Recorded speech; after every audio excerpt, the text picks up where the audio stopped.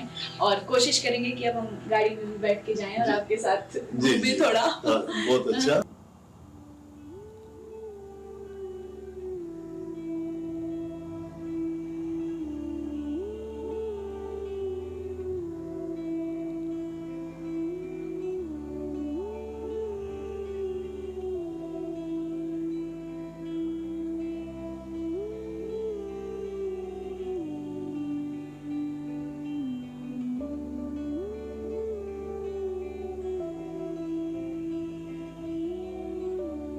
Driving का हमने जिक्र भी किया।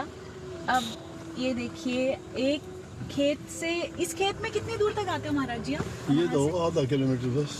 आधा किलोमीटर है तो यहाँ तक भी खुद ड्राइव करके आते हो? कितना लंबा चलना हो तो भी खुद ड्राइव करोगे? हाँ, ज्यादा लंबा चलना हो तो और भी अच्छा लगता है। मैं बैठे बैठे तो थक जाता हूँ, हाँ, लेकिन गाड़ी ड्राइविंग करते करते नहीं थकते? वो मुझे अच्छा, बड़े महाराज जी की बाइक चलाने से लेकर अपने लिए गाड़ी चलाने तक की जो ये, उसमें कभी कभी याद आता है कोई किस्सा महाराज जी के साथ? गाड़ी का? हाँ, वो हाँ, यूँ तो होते ही हम दो थे।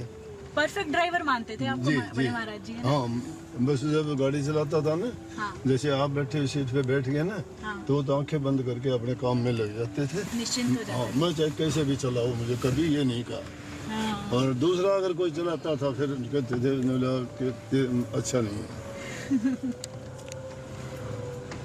सबसे लंबी ड्राइविंग कहाँ तक की है महाराज जी अभी तक आपने? यहाँ पे? हाँ। यहाँ तो राजस्थान की किए हैं ज़्यादा, आगरा तक की, भरतपुर, काशी जी, बनारस, ये सब में गाड़ी से ही ज़्यादा। हाँ जी। इतने घंटे का सफर? जी, 600-700 किलोमीटर एक दिन में निकाल देता हूँ जब बाहर जाता हूँ। थकान नहीं होती महाराज जी को? थकान तो थोड़ी तो हो जाती है, लेकिन इतनी नहीं होती।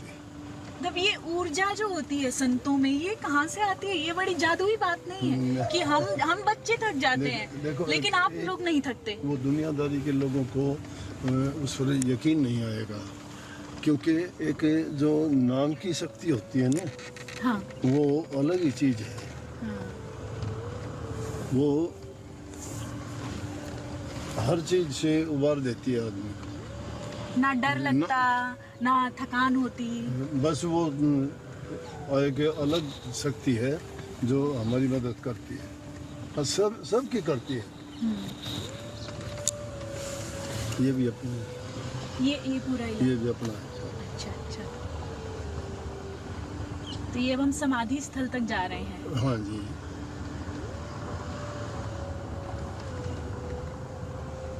तो इसके बाद क्या दिनचर्या रहती है महाराज जी? अभी 10 बजे का टाइम है सबसे मिलने का। हाँ। मैं अब जो आए होंगे उनसे मिलूंगा। हाँ। और आज तो वैसे भिवानी का सत्संग भी होगा ना।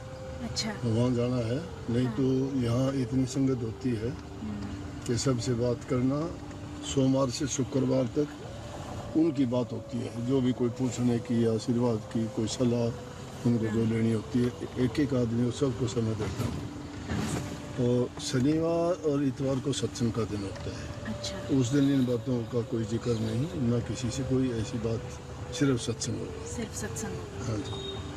अब भी आज नामदान का टाइम, सत्संग है आज, कल सत्संग और नामदान दोनों होंगे। और ये जलेबी भंडार भी गुरुजी के नाम से है? हाँ, ये भी अभी वहाँ से गोहाना से शुरू कर लीजिए अपने ये पार्किंग की लॉट। अच्छा। जब भी यहाँ पे कुछ भी था नहीं, हमारे टाइम में तो ऐसे ही बस इसमें थोड़े अपने जो कांटेदार जो कीकर, जाटी, एक दो पीपल के पेड़ ये थे। हाँ। लेकिन हमने अपने जीवन काल में ही जब यहाँ घूमते थे तो उन्होंने कह दिया था कि भाई जब मैं चौड़ा छोड़ूं तो मेरे शरीर को यहीं दबना। तो यहाँ यही क्यों, यहाँ के पीछे की क्या थी? बस ये तो उनकी इच्छा ऐसी थी कि क्योंकि यहाँ पे मैं रहा हूँ, तो इसलिए मुझे और को किसी जगह की बजाय इसी जगह पे मेरा संस्कार किया। ये बात याद थी जब शरीर पूरा हुआ तो हमने ऐसा ही किया। तो यहाँ तो अपने जो परंपरा ये रही है ना कि जब कोई हम संस्कार करते हैं तो उनकी अस्थियों को ले जाके गंगा में प्रवाह करते हैं जी, या कोई हरिद्वार, कोई गढ़ गंगा ऐसे लेके जाते हैं। हाँ। लेकिन हमने ऐसा नहीं किया। उनकी इच्छा के अनुसार। हाँ जी, यहीं पे संस्कार करके उनकी सभी अस्थियां यही समाधि में यूं की यूं रखी। इस जगह से समाधि बनने से पहले भी आपकी कुछ यादें जुड़ी हुई होंगी बड़े महाराज जी। हाँ बिल्कुल, जब भी थोड़ा समय होता था यहाँ छोटी एक बगीची होती थी, उसमें एक हमने कुटिया साइड में।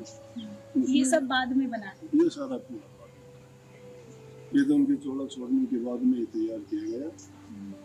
बल्कि बनाने लगे जब इस दीवार पे महाराज जी के नाम से ही स्टार और चांद दोनों चीज देखते हैं ना, उनका नाम ताराचंद था। अच्छा, ये जो बने हुए हैं अपने, ये उनके नाम से बना रखे? उनके नाम से ही बना रखे हैं।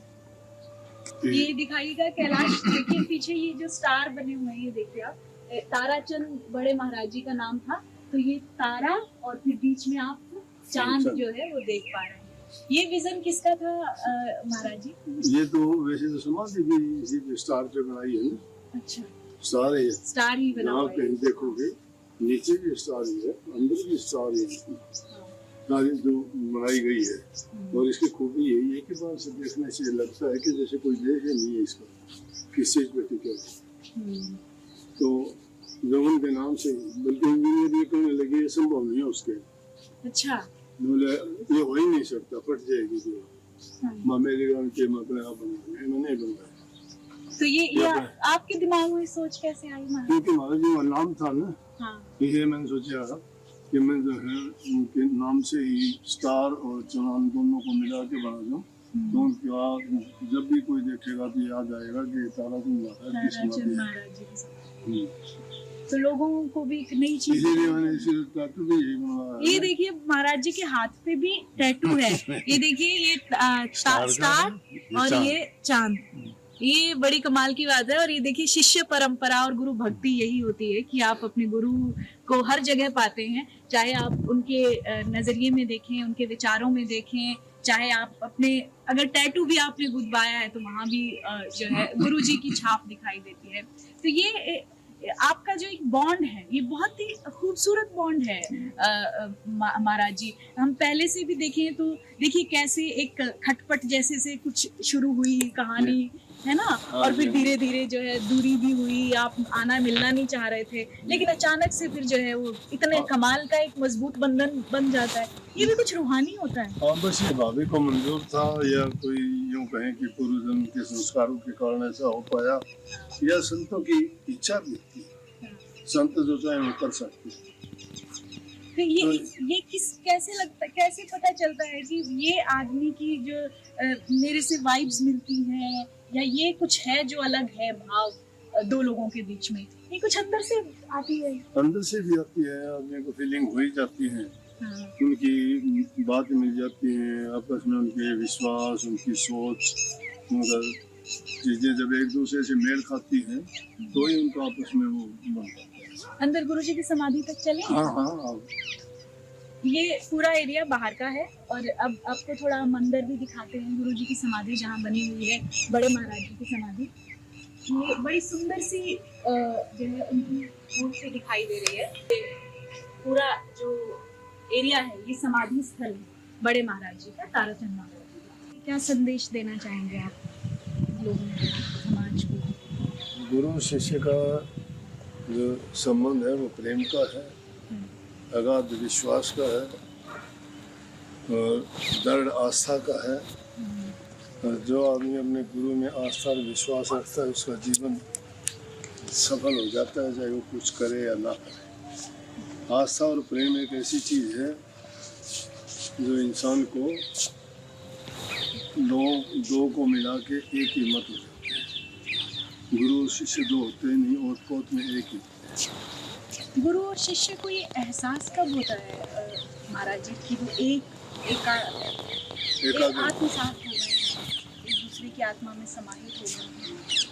उनका तो कोई निश्चित समय तो ये होता ही नहीं।